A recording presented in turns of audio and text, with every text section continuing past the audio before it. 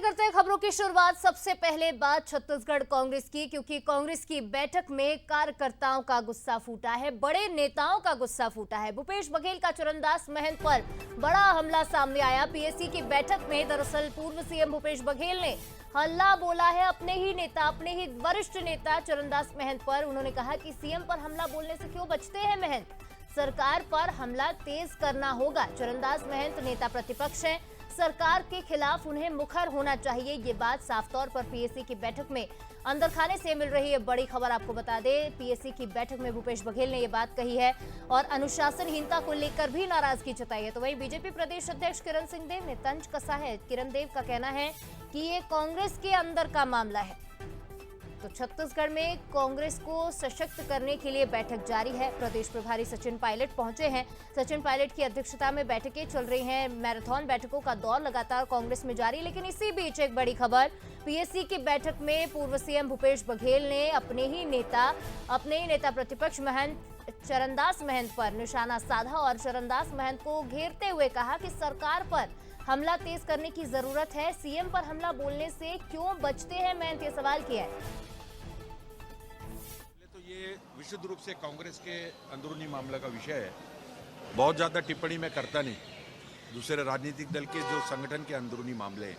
फिर भी मेरा ये मानना है कि उनका तो बारंबार आना हो रहा है, लगातार कई बार से आना हो रहा है। और अगर बड़े उनके जो लीडर्स हैं अगर इस तरह की भावना कर रहे हैं तो निश्चित रूप से कोई ना कोई विषय आया होगा। और ये उनके संगठन का विषय है मूल रूप से।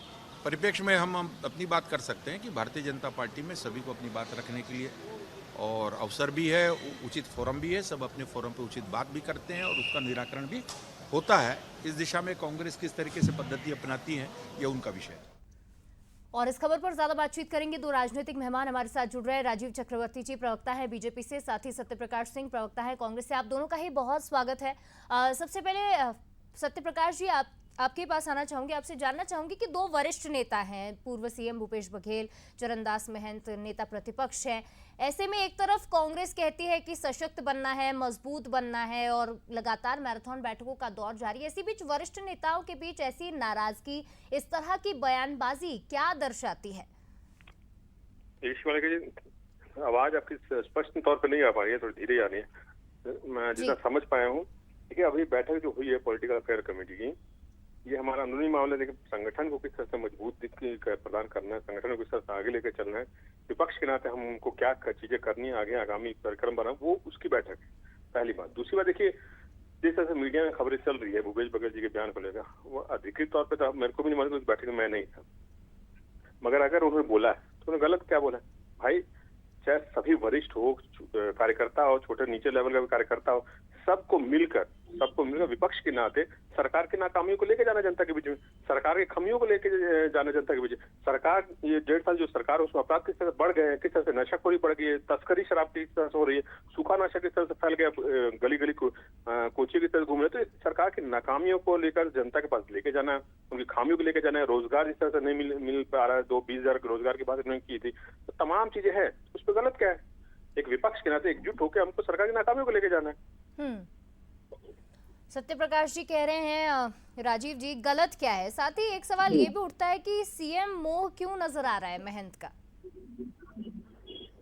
जी देखिए, ये कांग्रेस के अंदर से हमेशा से, अगर आप पुरानी भी कांग्रेस के इतिहास को देखेंगे तो विजयाचरण जी गुट, अर्जुन सिंह जी गुट और संगठन का खेमा ऐसा हुआ करता था। वो परिपाटी आज भी चली आ रही है। जोगी जी के साथ भी ऐसा इस प्रकार से व्यवहार करते थे। अब चरणदास महंत जी तो सदन में लगातार प्रश्न पूछते हैं, सरकार के ऊपर करते हैं, लेकिन भूपेश बघेल जी को डर है कि ये कांग्रेस पार्टी असली में कोई मुद्दा नहीं है, तो चरणदास जी के जो मुद्दे रहते हैं उठाते हैं। और कांग्रेस के अंदर जूतम पैजमवार का वो दौर शुरू हो चुका है। भले ही एक तरफ राहुल गांधी जी कहते हैं खच्चर के घोड़े, बारात के घोड़े, लंगड़े घोड़े, अपने ही नेताओं का जो उनके पिता के समतुल्य है उनका क्षेत्रान्वेष करते हैं और उनका हंसी उड़ाते हैं। और भूपेश बघेल जी, चरणदास महंत जी एक बड़े नेता हैं, लगातार से सांसद है, विधायक है, उनकी पत्नी भी सांसद है, तो उनके खिलाफ इस प्रकार से जो जहर बोल रहे हैं, जो जहर उगल रहे हैं, वो दिखता है कि अपनी अपनी ढपली, अपना अपना राग। तो ये राग भूपेश राग है, और भूपेश राग ऐसा है कि वो महासचिव बन गए, लेकिन उनका छत्तीसगढ़ का मोह जा नहीं रहा है और हमेशा से संगठन को वो घेरे में ले रहे हैं। तो ये कांग्रेस के अंदर की जो कहानी है, ये अंदर की कहानी कुछ ठीक नहीं है, दाल काली नहीं है, पूरी की पूरी दाल काली हो चुकी है। राजीव जी कह रहे हैं कि दाल में कुछ काला नहीं है, पूरी की पूरी दाल ही काली है। सत्य प्रकाश जी, एक कमेंट चाहूंगी आपका।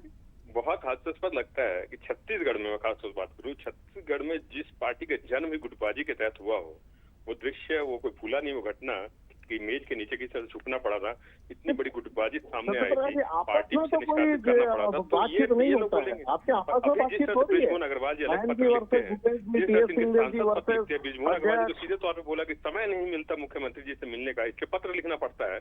अपराध के मामले में उन्होंने पत्र लिखा, रोजगार के मामले पत्र लिखा, तो ये दिखता है कि सरकार किस तरह से अनियंत्रित है। कौन सरकार चला रहा है? दिल्ली से सरकार चल रही है, पर्ची से सरकार चल रही है, आप दो अब तक मंत्री नहीं बना पा रहे। तो ये दिखता है कि आपके गुटबाजी कितनी है, कितनी चरम पर है। लेकिन अपने पार्टी के नेताओं के खिलाफ बोलना सबके सामने, कई लोगों ने मना कर दिया कि हम इसको नहीं अपनाएंगे, इस पद को नहीं स्वीकार करेंगे। तो ये देखिए, ये सरकार है पिछले 1.5 साल से गुटबाजी भरोसा चल रही है और केंद्र के भरोसे चल रही है। यहाँ की सरकार को के ऊपर केंद्र के इनके नेताओं को भरोसा नहीं है, बार बार उनके वरिष्ठ नेताओं को छत्तीसगढ़ में आना पड़ रहा है, यहाँ की कानून व्यवस्था को लेकर बैठकें करनी पड़ रही है, यहाँ के मामलों का समीक्षा करनी पड़ रही है। तो दिखता है कि इस केंद्र के इनके नेता, उनको भरोसा नहीं है। केंद्र के भरोसे चल रही है, अपने पार्टी का बताइए सत्य प्रकाश जी, छत्तीसगढ़ में चल रही है, आपके पार्टी में कुछ अच्छा नहीं हो रहा है। रोजगार दीजिए, महिला सुरक्षा दीजिए। निश्चित तौर पर सवाल तो उठेंगे ही, क्योंकि बैठक में जिस तरह से गुस्सा फूटा है, अपने ही नेता पर नाराज नजर आए हैं। दूसरी तरफ सत्य प्रकाश जी बात कर रहे हैं पत्रों की, तो दोनों ही पार्टियां हैं, दोनों एक दूसरे में कोई ना कोई तंज कसने के लिए विषय ढूंढती ही रहती हैं। और फिलहाल इस बातचीत के लिए आप दोनों का ही बहुत शुक्रिया। अब देखना होगा कि इस मामले पर सियासत कहां तक जाती है।